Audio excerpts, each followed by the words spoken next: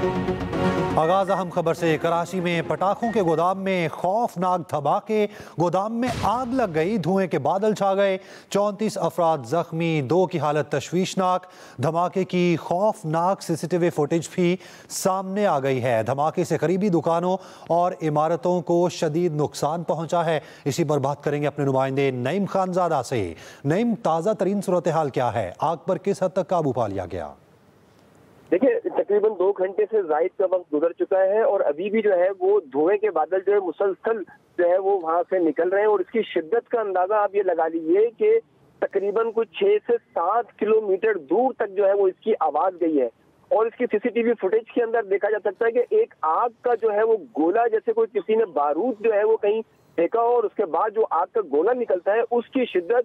और जो अतराफ के जो एनी शाहिदीन है, जो लोग हैं यहाँ पर, उनसे जब हमने बात की तो उनका ये कहना था कि एक तो क़यामत का जो है वो मंजर था और दीवार जो है वो टूटी है। दीवार टूटने के बाद वो सामने जो दुकानें थी, दुकानें मुतासर हुई है और एक के शोले निकलते रहे आग को। उसके बाद एक मोटरसाइकिल, जो अभी जिसकी इत्तला भी आ रही है कि बाइकिया सवार थे, वो उनको शदीद जख्मी हालत के अंदर उनको हॉस्पिटल मुंतकिल किया गया था और उनकी बाइक मुकम्मल तौर के ऊपर जलकर खाकसार हो गई थी। जबकि जो एमएजिदा रोड के ऊपर उस वक्त जो गाड़ियां गुजर रही थी, मसरूफ तरीन रोड है, तो वहां पे जो शीशे टूटे हैं गाड़ियों के और उस गाड़ी टूटने शीशों से जो है वो लोग जख्मी हुए हैं। मुकम्मल तौर के ऊपर 4 से 6 फायर टेंडर जो है वो मुसलसल तकरीबन 2 घंटे से फायर को जो है वो कंट्रोल करने की कोशिश कर रहे हैं। तो अंदाजा लगाया जा सकता है कि इसमें कितना मवाद जो है वो धमाका खेज मवाद जो है इसके अंदर पटाखों के हवाले से जो है वो मौजूद होगा। और ये इंतहाई मसरूफ तरीन जो है वो रोड है। हमारी जो यहाँ पर जो काम है उनसे बात हुई तो उनका ये कहना था कि अभी जख्मियों को यहाँ से मुंतकिल कर दिया गया है। अंदर कोई जख्मी होने की इत्तलात जो है वो बज़ाहिर नजर नहीं आती, जो इनके बज़ाहिर नजर नहीं आती। नईम खानजादा हमारे साथ मौजूद थे, बहुत शुक्रिया आपका। कराची में सदर पार्किंग प्लाजा के करीब पटाखों के गोदाम में आग लगने से जख्मियों की तादाद 34 हो गई, 2 की हालत तशवीशनाक है। इसी बारे में मजीद जान लेते हैं अपने नुमाइंदे एहतशाम मुफ्ती से। जी एहतशाम, बताइएगा जख्मियों की हालत कैसी है? जी बिल्कुल, मसरूफ शाहराह एमएजिदा रोड पर वाक़या इमारत मुस्लिम सेंटर में पटाखों के गोदाम में आतिशबाजी के बाद धमाकों से इलाका गूंज उठा है। फायर ब्रिगेड और रेस्क्यू टीमें पहुंच चुकी हैं। इस वक्त हमारे साथ मौजूद हैं इस वाक़े के एनी शाहिद, इनसे तफसीलात हासिल करते हैं। जी, छत उड़ के यहाँ पे आगे गिरी है, इतनी तेज ये धमाका हुआ है जिसमें जो है ये बराबर में जो है गर्ल्स स्कूल है और इसके अलावा जो है यहाँ पे एक गाड़ी, बाइक वगैरह और ये बस का अड्डा है, तो बस भी यहाँ पे इससे जो है नुकसान हुआ। गोदाम से मुतसिल इमारत की जो स्कूल है, बच्चियों की प्राइमरी स्कूल है, वो उसकी दीवार तक टूट गई थी और जो पार्किंग में बाइक्स और गाड़ियां थी वो भी तबाही का शिकार हुई। जी एहतशाम, आपका शुक्रिया। कराची में पटाखों के गोदाम में धमाके के बाद इमारतों के शीशे टूट गए, गाड़ियों और मोटरसाइकिलों को नुकसान पहुंचा। मजीद जानते अपने नुमाइंदे नईम खानजादा से। जी नईम, बताइए।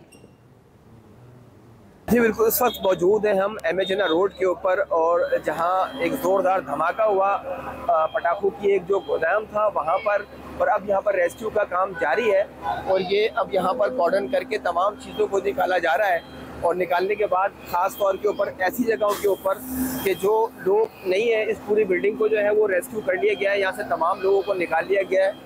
छोटा धमाका हुआ है, फिर उसके बाद बड़ा धमाका हुआ है। गाड़ियों को तो नुकसान हुआ है, ये बाइकें पड़ी अंदर आ गई, ये बाइकें अंदर पड़ी हुई हैं, भैया नीचे से आके ऊपर आई हैं, ये बड़े बड़े बुलाक आ गए अंदर। तकरीबन 27 लोग जो है वो जख्मी होने की इत्तलात है, लेकिन सूरत हाल बहुत ख़राब है और अतराफ के जो एरिया जो है देखिए पूरे के पूरे मुतासर हुए हैं। और जब ये धमाका हुआ तो यहाँ पे जो गाड़ियाँ जा रही थी उनके शीशे टूटे हैं और शीशे टूटने के बाद जो है उनके वो उससे जख्मी भी हुए लोग। और ये तमाम सूरत हाल है। इस वक्त हम आपको मज़ीद इसकी तफसीलात से आगाह करते हैं, लेकिन अभी रेस्क्यू का काम जारी है और अभी ख़त्म नहीं हुआ। आग के जो धुआं है वो अभी भी मुसलसल जारी है। बहुत शुक्रिया नईम आपका। आगे बढ़े, आपको बताएं 9 मई के 8 मुकदमात में बानी पीटीआई की जमानत मंजूर कर ली गई है। सुप्रीम कोर्ट का 1 लाख के जमानती मुचलके के एवज रिहाई का हुक्म। चीफ जस्टिस पाकिस्तान याहिया अफरीदी ने 4 सफ़ात पर मुश्तमिल तहरीरी फैसला जारी कर दिया है। 9 मई के 8 मुकदमात में बानी पीटीआई की जमानत मंजूर, सुप्रीम कोर्ट का 1 लाख के जमानती मुचलके के एवज रिहाई का हुक्म। मुआफ़ी मांगने से कानूनी अमल नहीं रुकेगा। 9 मई के जिम्मेदारों और सहूलतकारों को कानून के मुताबिक कचहरे में आना होगा। DG ISPR lieutenant general Ahmed Sharif Chaudhry की मीडिया से गुफ्तगू। कहा, 9 मई में मुलविस हर किरदार को कानून का सामना करना पड़ेगा। 9 मई सिर्फ फौज का नहीं, पूरी कौम का मुकदमा है। ब्रसेल्स में फील्ड मार्शल ने कोई सियासी बात नहीं की। PTI का जिक्र हुआ, ना किसी मुआफ़ी का। आर्मी चीफ ने किसी सहाफ़ी को कोई इंटरव्यू नहीं दिया। सीनियर सहाफ़ी ने गैर जिम्मेदारी का मुजाहिरा किया।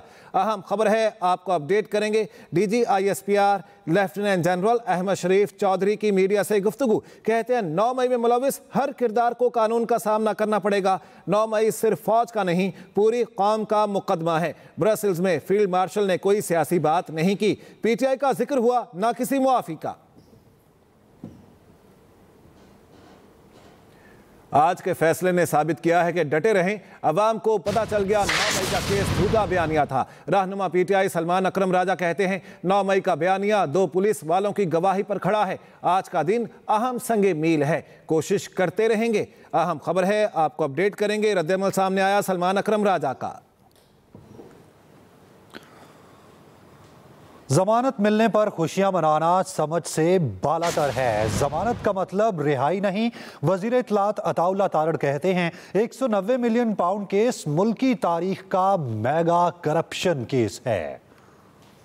बानी चेयरमैन PTI जिन पर इस मुल्क की तारीख का सबसे बड़ा करप्शन का एक मेगा स्कैम केस है, जिसको 190 मिलियन पाउंड का केस कहा जाता है, और ये 190 मिलियन पाउंड की करप्शन का केस है, जिसके अंदर उनको बाकायदा एक ड्यू प्रोसेस के बाद, तमाम तर शवाहिद को देखने के बाद और ट्रायल के कंक्लूड होने के बाद 14 साल की जो है वो सजा सुनाई गई।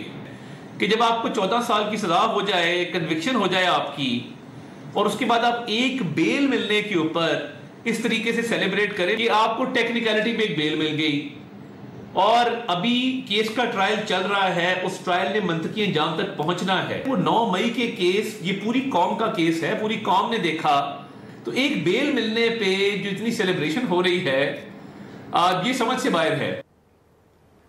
एशिया कप में भारतीय टीम को पाकिस्तान के खिलाफ खेलने का ग्रीन सिग्नल।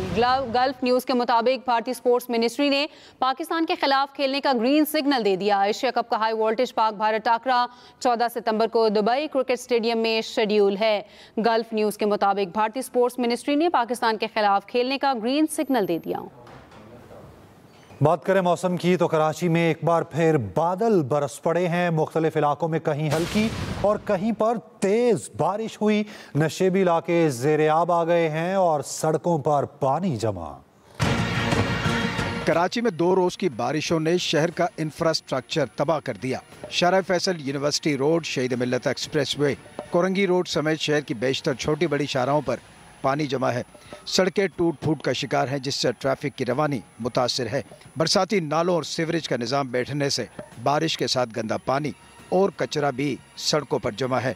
बिग रोड समेत शहर के 5 अंडरपासेस पानी भर जाने के बायस बंद है, जहां नक्कासी आब का काम सुस्त रवि से जारी है। उधर कराची की शहरी इंतजामिया जदीद दौर में बारिश का पानी निकालने के लिए झाड़ू और वाइपर का इस्तेमाल करवाने लगी। कयूमाबाद चौरंगी पर जमा कई फीट पानी निकालने के लिए तीसरे रोज भी हैवी मशीनरी न लगाई जा सकी। पहले कराची ऐसी थी, जन्नत थी, अब गंदा कर दिया इन्होंने भाई। जब तक कोई बेहतरीन इक़्तिदार में नहीं आएगा कराची के लिए सोचने वाला, तब तक यही मामला रहेंगे कराची के।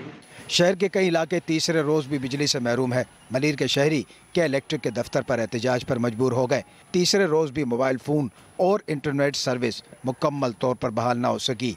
महकमा मौसमियात का कहना है बारिशों का हालिया सिलसिला कल तक वक्फे से जारी रह सकता है। मंगल की सुबह से अब तक सबसे ज़्यादा बारिश केमाड़ी में 204 मिलीमीटर रिकॉर्ड हुई। साथी रिपोर्टर मोहम्मद सलीम के साथ आफ्ताब खान, एक्सप्रेस न्यूज़, कराची। सिंध के सीनियर वजीर शर्जील मेमन का कहना है बारिश के बाद सिंध हुकूमत के खिलाफ मुहिम चलाई गई। सिंध इंतजामिया और मशीनरी निकासी आपके लिए मुतहरिक है। माजी में कराची में 5 रोज तक बारिश का पानी सड़कों पर होता था। ज्यादती भी की जा रही थी। कहीं पे ऐसा भी महसूस हो रहा था जैसे कोई कैंपेन चल रही हो हुकूमत के खिलाफ, और बाकायदा स्पेशल ट्रांसमिशन चल रही थी। सिंध भर में मशीनरी जो है वो मोबिलाइज थी, और वो लोगों वो उस चीज़ों पे जो पानी का ड्रेन का प्रोसेस था उसी का हम इंतजार भी कर रहे थे, और मैन्युअली भी पानी निकाल रहा। 19 तारीख को कराची में जो अनप्रेसिडेंट बरसातें थीं, यही बरसात अगर जो रिकॉर्ड की गई है, अगर वही बरसात वक्फे से होती तो प्रॉब्लम और मसाइल इतने ना होते। कराची जिसको हैवीएस्ट रेनफॉल 19 अगस्त को हुआ था, एवरेज कराची की जो थी वो 120 मिलीमीटर थी। कराची में भी जो अमवात हुई, ज़्यादा से ज़्यादा अमवात हुई बिजली के करंट लगने से। चंद अमवात हुई, कहीं पे अगर छत गिर गई, कहीं पे घर की दीवार गिर गई, उनकी वजह से जो है वो अमवातें हुई। कराची धमाके में गर्ल्स स्कूल की इमारत की छतों में सुराख हो गए, क्लासरूम और लाइब्रेरी की दीवार गिर गई। स्कूल का चौकीदार जान बचाने में कामयाब हो गया। आमिर फारूक से मजीद जान लेते हैं। जी आमिर फारूक, बताइएगा क्या मंजर है वहां पर? देखिए, मैं एम ए जिन्ना रोड पर उस मुकाम पर मौजूद हूँ जहाँ पटाखे गोदाम में धमाका हुआ। मैं कुछ अतराफ के मंजर दिखाता हूँ आपको। इस जहाँ पर गोदाम था उसके बराबर में बिल्कुल ही गर्ल्स स्कूल वाक़ है। आप देख सकते हैं इसकी दीवार टूटी है धमाके की शिद्दत से। और ये देखें आप, ये मलबा वहाँ पर गिरा हुआ है, पत्थर वगैरह आप देख सकते हैं। यहाँ पर ये क्लासरूम का हाल देखें आप, ये शीशे बिखरे हुए हैं। ये अंदर ये अगर ये इसी धमाके के नतीजे में टूट फूट हुई है तो आप ये देखें कि ये देखें ये सारी टूट फूट आप देख सकते हैं। शीशे देख सकते हैं आप, शीशे जगह जगह बिखरे हुए। ऊपर का देखें आप, जो ये छत है इसका क्या हाल हुआ है। तबाही के मनाजिर हैं और जिसके नतीजे में ना सिर्फ खुर्दो जवार की इमारतों को नुकसान पहुंचा, शीशे टूट गए, दरवाजे उखड़ गए। ये आप देखें वो बिल्डिंग थी, ये फायर ब्रिगेड है जो ये पाइप दूसरी बराबर वाली इमारत की छत से कोशिश कर रहे हैं कि आग को बुझाया जा सके। ये वो छत मेरे कैमरामैन दिखा सके कि सामने वो छत है जो इस धमाके के नतीजे में गिर गई है। जब धमाका हुआ तो आप मौजूद थे यहाँ पे? जी, मैं यहाँ बैठा हुआ था सामने। क्या मंजर था? मंजर ये था कि जब मैं यहाँ बैठा हुआ था तो क्या उसका नाम है, यहाँ मैं काम करवा रहा था, प्लम्बरिंग का काम हो रहा था, तो मैं उसका वर्क देख रहा था। यहाँ बैठा हुआ मेरे साथ एक बंदा और भी था, तो अचानक से पहले ऐसे सीटी जैसी आवाज़ आई, फिर एकदम पूरा गूंज से आवाज़ फैली। तो मैं ये घुटनों के बल होके क्रॉलिंग करता हुआ मैडम वाले ये जो सेकंड रूम है मैं इसमें चला गया। स्कूल का मंजर हमने आपको दिखाया और बम डिस्पोजल स्क्वाड का अमला मौजूद है, लेकिन वो कह रहे हैं कि जब तक हम अपने मुआयना पूरा नहीं कर लेंगे, जब तक हम तफसील से आगाह नहीं कर सकते। अब कुछ वक्त लगेगा जब तमाम तस्वीर सामने आ जाएगी। Welcome back. ब्रेक के बाद आपको बताएं कि पंजाब की पहली खातून वज़ीर आला मरियम नवाज की टोक्यो की पहली खातून नायब गवर्नर से मुलाकात में ख़वातीन क़यादत के दरमियान राब्तों पर इत्तफाक हुआ है। मुलाकात में दोनों रहनुमाओं ने ख़वातीन की क़यादत और बाइख्तियारी को पाकिस्तान और जापान के मुश्तरका कदर करार दिया है। दो तरफ़ा ताल्लुकात मज़ीद मजबूत बनाने पंजाब और जापान के दरमियान मुख्तलिफ शोबों में ताउन पर गुफ्तगू हुई।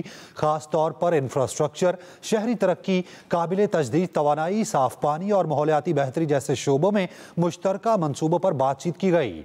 वज़ीर आला ने सुथरा पंजाब प्रोग्राम के तहत टोक्यो की क्लीन अथॉरिटी की तर्ज पर पंजाब में सफाई के निज़ाम को बेहतर बनाने की ख्वाहिश का इजहार किया। मरियम नवाज ने कहा, जापान की कामयाबी पाकिस्तान के लिए एक काबिल तक़लीद मिसाल है। नैब रावलपिंडी ने एक ही केस में 17,500 मुतासरीन को अदायगियाँ शुरू कर दी। नैब हेडक्वार्टर्स इस्लामाबाद में मुतासरीन में चेक तकसीम की तकरीब। चेयरमैन नैब लेफ्टिनेंट जनरल रिटायर्ड नज़ीर अहमद ने कहा, मुल्जिमान से रकम रिकवर करके अवाम को वापस करना नैब की तरजीह है। मुतासरीन ने नैब की काविशों पर मुकम्मल इत्मीनान और शुक्रिया का इजहार भी किया। आपको अपडेट करेंगे चेयरमैन नैब का इस सिलसिले में बयान भी सामने आया। अब तक के लिए इतना ही। मज़ीद खबरों और अपडेट्स के लिए विजिट कीजिए हमारी वेबसाइट express.pk। आप हमें फेसबुक और एक्स पर भी फॉलो कर सकते हैं। तो देखते रहिए एक्सप्रेस न्यूज़ और रखिए हर खबर पर नजर।